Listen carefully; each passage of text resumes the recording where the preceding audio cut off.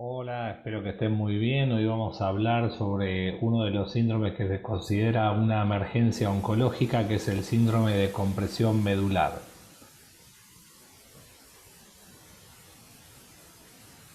En principio, el síndrome de compresión medular o síndrome de compresión medular maligna es una serie de manifestaciones neurológicas que se producen por la compresión de la médula espinal o de la cola de caballo, generalmente producida por metástasis tumorales.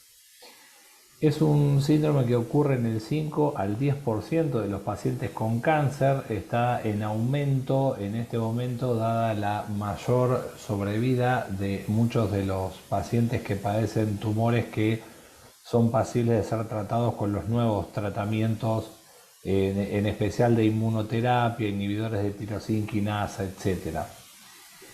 Me parece importante resaltar que la columna vertebral es el sitio donde más comúnmente se alojan las metástasis óseas, porque al estar muy vascularizada y tener una extensa red linfática, circulan células neoplásicas por ahí, suelen instalarse en los ovillos capilares óseos y a partir de ahí generar las metástasis. Volvemos a insistir en que se trata de una emergencia oncológica, y esto es fundamental porque el grado de funcionalidad que va a conservar el paciente depende del grado de deterioro neurológico que tenga al momento del diagnóstico y de iniciar la terapia. O sea que es muy importante de nuestra parte poder identificar este cuadro y rápidamente iniciar las acciones que llevan a un tratamiento de urgencia del síndrome de compresión medular. Las metástasis óseas pueden alojarse en distintos sitios dentro de la columna. La enorme mayoría son tumores extradurales, el 97%, que ahí lo pueden ver en el gráfico.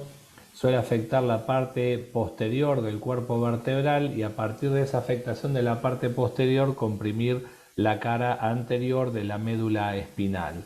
Invade el muro posterior, que puede abombarse o directamente romperse e ingresar en el canal espinal y ahí producir la compresión de la médula. También hay tumores intradurales extramedulares, que pueden ser metástasis meningias únicas o también las leptomeningias difusas, lo que se conoce como carcinomatosis meningia, que da un compromiso difuso y en alguno de los puntos produce compresión de la médula espinal. Con mucha menos frecuencia vamos a ver los tumores que son intradurales e intramedulares, que son en general por una diseminación vascular, o también puede ocurrir por diseminación directa desde las meninges en un determinado sitio de la médula espinal. Dentro de las localizaciones extramedulares tenemos que tener en cuenta que con mayor frecuencia va a estar afectada la columna torácica, especialmente en lo que son tumores de mama, pulmón y próstata. En menor medida la columna lumbosacra, principalmente por el tipo de drenaje linfático y venoso, va a depender de tumores colorectales o pélvicos, y en menor proporción suele estar afectada la columna cervical. Muchos pacientes tienen más de un sitio de compresión al momento del diagnóstico. Se calcula que más de la mitad de los pacientes. Acá en estas imágenes de resonancia magnética en corte sagital y un corte axial pueden ver la destrucción vertebral, la invasión que destruye el muro posterior y comprime la médula espinal en distintos sitios. En el corte axial lo mismo, pueden ver que el grado de compromiso es asimétrico en relación a cómo está comprimiendo la cara anterior de la médula espinal. Los tumores intradurales, intramedulares son mucho más difíciles de diagnosticar y son poco frecuentes, como les comentaba. Aquí tienen un caso donde pueden ver la afectación entre T1 y T2, y lo que sí cabe destacar es que estas lesiones, a pesar de ser muy pequeñas en volumen, mucho menos evidentes que las otras lesiones, pueden dar una gran sintomatología. En este caso, por ejemplo, era una paciente con un cáncer de mama que tenía muchísimo dolor, un dolor de tipo neuropático irradiado a miembros inferiores principalmente, y tenía el compromiso a ese nivel, con lo cual no hay una proporción entre la carga tumoral y la sintomatología que se produce. El principal problema en la práctica clínica es la falla en el reconocimiento oportuno, y tenemos que hacer mucho hincapié en esto.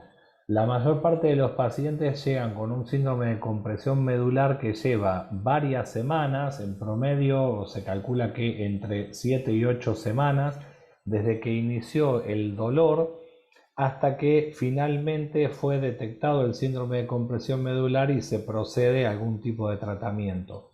Como les decía, esto lleva a que muchos pacientes llegan con un déficit neurológico muy avanzado, difícil de revertir con los tratamientos que nosotros tenemos disponibles. Con lo cual, lo que queremos dejar muy en claro con esta clase es el nivel de alarma que hay que tener en relación a un paciente oncológico con dolor de espalda, y también entender por qué cuando hablábamos de banderas rojas en lumbalgia nos referíamos al paciente oncológico, ¿no? entre otros factores. ¿Por qué se produce el retraso, aparte del nivel de alarma bajo o la falta quizá de formación en este tema? Muchas veces los síntomas que presenta el paciente pueden ser atribuibles a la propia enfermedad de base, como puede ser la debilidad en los miembros inferiores en un paciente caquético o con enfermedad avanzada. A veces la medicación puede ser interpretada como la causa, por ejemplo, de que haya retención urinaria, etcétera, o mismo la constipación. El estado neurológico al inicio del tratamiento es el factor que determina el pronóstico. Para que ustedes lo tengan en cuenta, si el paciente ingresa a realizar el tratamiento, supongamos de radioterapia, dentro de las 24 o 48 horas desde que se inició la sintomatología, los pacientes continúan deambulando en una enorme mayoría de los casos, o sea, 80% o más de los pacientes que comienzan tratamiento deambulando continúan deambulando. En cambio, los pacientes que ingresan ya con paraplegia o paraparesia severa recuperan la funcionalidad en un porcentaje muy pequeño, con lo cual es importantísimo detectar a tiempo y empezar a tratar al paciente cuanto antes. Por eso es que se considera una urgencia oncológica. Las metástasis afectan el cuerpo vertebral, como les decía anteriormente, van a afectar generalmente la cara anterior de la médula espinal, y además del factor mecánico hay otros factores que tienen que ver con cambios hemodinámicos, alteración del flujo venoso, del flujo capilar arterial, de liberación de prostaglandinas, citoquinas y neurotransmisores citotóxicos que terminan por dañar más esas neuronas y generan básicamente como consecuencia hipoxia, isquemia y daño del tejido nervioso. El colapso vertebral puede ser parte del cuadro, no solo el abombamiento como veíamos recién.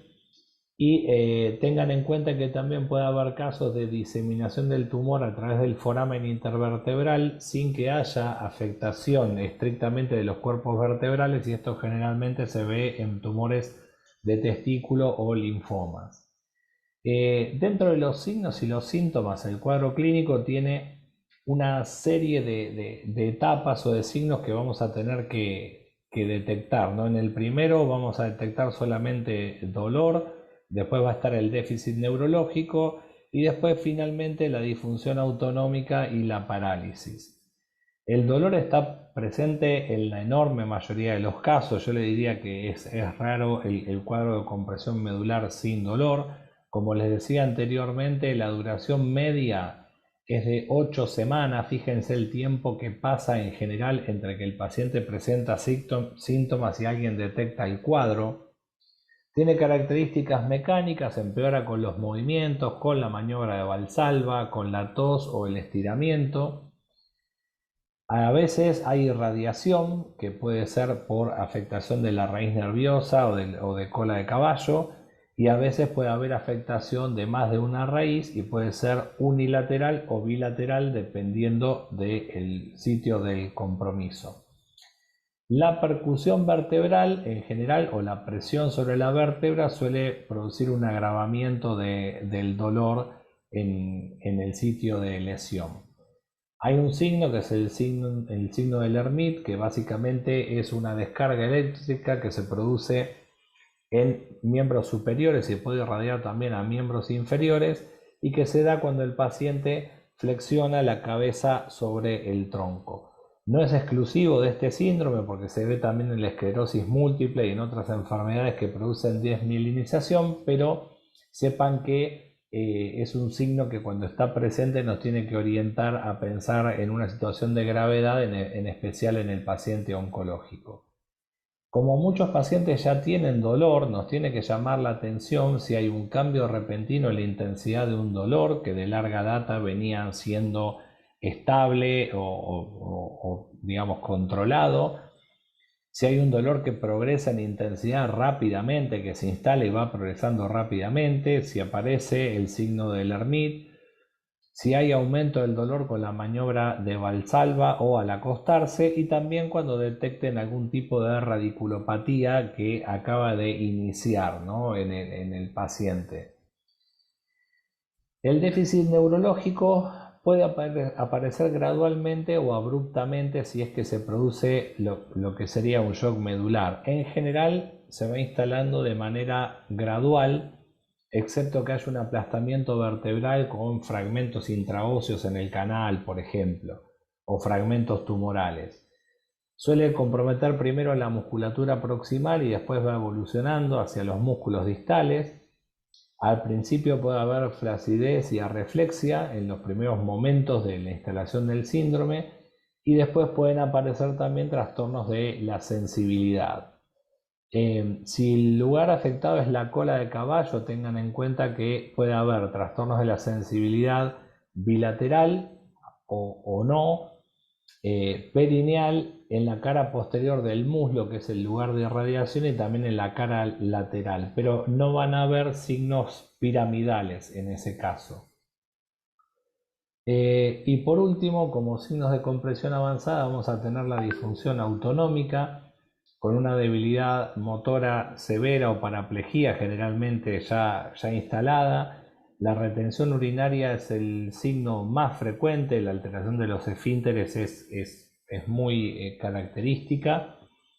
Si hay afectación del cono medular, van a haber impotencia e incontinencia de esfínteres en los primeros momentos del cuadro. Pueden también detectar síndrome de Horner si es un nivel alto, como puede ser cervical o torácico alto, y la ataxia que se puede producir cuando hay compresión del haz espinotalámico.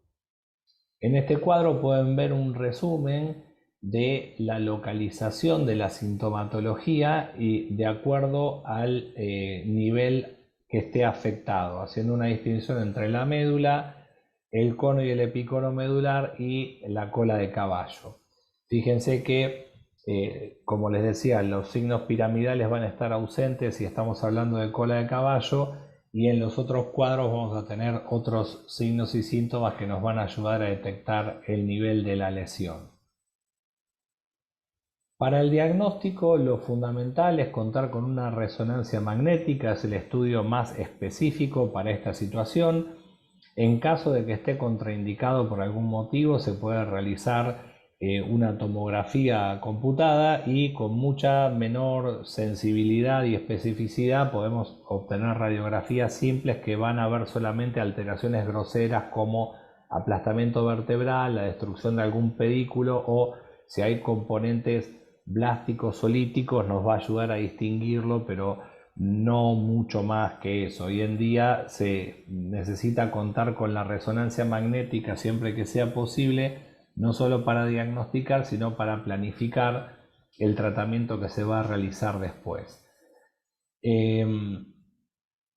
Para individualizar el tratamiento vamos a tener que tener en cuenta muchos factores. En principio, el pronóstico de la enfermedad de base, o sea, mejor dicho, el pronóstico del paciente según su enfermedad de base, porque esto nos va a decir si podemos actuar de manera quizá más agresiva o no con el tratamiento, la localización y el número de lesiones, el mecanismo de producción, la histología tumoral, porque varían los tipos de tratamientos, la velocidad de progresión y la clínica neurológica, si me da más o menos tiempo para implementar, por ejemplo, un tratamiento de radioterapia o tengo que pedir una intervención de neurocirugía, y también si el paciente recibió radioterapia previamente o no, porque generalmente las áreas que están irradiadas no pueden volver a irradiarse. Hay excepciones con los tratamientos nuevos, pero en general esto no es posible. Cuando la lesión es estable con un cuerpo vertebral que conserva su arquitectura, el tratamiento puede ser combinado entre cirugía y radioterapia. Si la lesión es inestable con aplastamiento vertebral o un fragmento óseo dentro del canal, va a ser altamente necesaria una intervención quirúrgica siempre que el paciente lo permita. Como medidas generales, los corticoides se indican en la mayor parte de los pacientes a dosis altas entre 16 y 32 miligramos de dexametasona por día. En caso de que haya un agravamiento de la situación, puede ser necesario quizá dar dosis más altas inclusive. Nos van a ayudar a controlar el dolor, disminuyen el edema, disminuyen la síntesis de prostaglandinas, reduce el crecimiento vascular del tumor y controla algunos cambios del citoesqueleto por aumento de la permeabilidad. Cuando se pueda implementar algún otro tratamiento para la compresión, como pueda ser la cirugía, la radioterapia o eventualmente la quimioterapia, los corticoides se van a reducir de forma paulatina para evitar obviamente una insuficiencia suprarrenal. Dentro de los efectos adversos de los corticoides, obviamente se va a producir o se puede producir hiperglucemia, hipertensión arterial, alteraciones hidroelectrolíticas o también cuadros de ansiedad, de excitación psicomotriz, etcétera, que si es muy necesario mantener los corticoides pueden manejarse con neurolépticos para controlar el cuadro. En general son pacientes que van a requerir control estricto de la glucemia, control de su tensión arterial para evitar cualquier tipo de complicación. En relación a la cirugía, las indicaciones de descompresión quirúrgica tienen una guía más o menos clara que sería esta, ¿no? Cuando no existe confirmación histológica y hay empeoramiento del cuadro clínico, esto puede suceder. Cuando hay un deterioro sintomático del paciente con la radioterapia ya iniciada, o sea que se decidió hacer radioterapia, pero a pesar de que empezó el tratamiento, el cuadro clínico avanza. Cuando hay destrucción ósea que causa compresión del cordón espinal y sí o sí hay que retirar esos fragmentos que están comprimiendo la médula. Y los pacientes que, como les decía antes, ya estaban previamente irradiados y a pesar de eso desarrollan un síndrome de compresión medular. Las técnicas son múltiples, no es objetivo de esta clase, pero básicamente se pueden hacer laminectomías únicas o múltiples, resección vertebral con sustitución del tejido. Se puede fijar la vértebra después a las vértebras adyacentes con distintos tipos de prótesis, pero hay que tener en cuenta que en general hace falta contar con dos niveles sobre la lesión y dos niveles por debajo sanos para poder hacer una fijación que sea estable a lo largo del tiempo. En general estos pacientes que tienen lesiones múltiples no cuentan con vértebras sanas donde uno pueda hacer esas fijaciones y de ahí viene alguna de las limitaciones de las intervenciones quirúrgicas. Aquí pueden ver algunos ejemplos de intervenciones quirúrgicas con fijaciones. Pueden ver ahí la vértebra aplastada, comprimiendo el cordón medular por una lesión que después se retiró el fragmento óseo y se realizó la fijación, en este caso con tornillo, fíjense, con dos niveles superiores y dos niveles inferiores al sitio de lesión, como les comentaba recién. La radioterapia tiene un papel central, sobre todo porque hay pacientes que no van a ser candidatos a cirugía por múltiples motivos y aún los que son operados muchas veces requieren la radioterapia después de la cirugía para la compresión medular. Eh, la radioterapia descomprime el tejido nervioso porque va a destruir el tejido tumoral, suele reducir enormemente el dolor, suele mejorar el déficit neurológico, puede revertir una paresia severa en un porcentaje que es variable, pero podríamos decir alrededor del 15% de los pacientes, y en el sitio irradiado va a estabilizar la progresión del cáncer, dado que va a estar irradiado ese sitio y no va a progresar la enfermedad. Hay distintos esquemas que van a depender de la sobrevida del paciente y del cuadro neurológico y también a veces de la disponibilidad del tratamiento, porque cuando uno tiene un paciente que va a tener una sobrevida prolongada y hay que cuidar el tejido sano de la radioterapia, se hacen los tratamientos estándar que tienen varias aplicaciones de poca dosis a lo largo de entre 4 a 6 semanas. En cambio, cuando el paciente tiene una sobrevida más acotada o un cuadro muy urgente o vive lejos del centro asistencial donde se realiza la radioterapia, se puede hacer un esquema hipofraccionado donde se reduce la cantidad de aplicaciones, por ejemplo, a 10 a 14 aplicaciones, o el esquema hipofraccionado extremo, que son 8 grays en una sola sesión. En este caso, la diferencia es que el tejido sano se va a afectar más y puede haber un riesgo de requerir una reirradiación, pero en el largo plazo. Por eso les digo que depende un poco del pronóstico de sobrevida de ese paciente. Entonces, para resumir las opciones terapéuticas, podríamos pensar que en todos los pacientes en general, como medida general, valga la redundancia, vamos a usar corticoides a partir de 16 miligramos de dexametasona más la radioterapia. Esto es para la mayoría de los casos y cuando el tumor sea radiosensible y no haya inestabilidad espinal. La cirugía más la radioterapia se van a aplicar cuando estemos frente a una columna inestable por fracturas o compresión por fragmentos óseos o tumorales, y también cuando haga falta una biopsia diagnóstica porque no se conoce la histología del tumor que está afectando al paciente. Cirugía solamente puede ser ante la recaída del área irradiada o cuando progresa durante la radioterapia. Y después en algunas situaciones se puede realizar quimioterapia como intervención terapéutica, y esto es, por ejemplo, en algunos tumores pediátricos que son respondedores, en el tratamiento adyuvante en adultos que tienen tumores que son respondedores a la quimio o a la inmunoterapia, y en las recaídas de tumores que ya fueron previamente irradiados y son sensibles a la quimioterapia.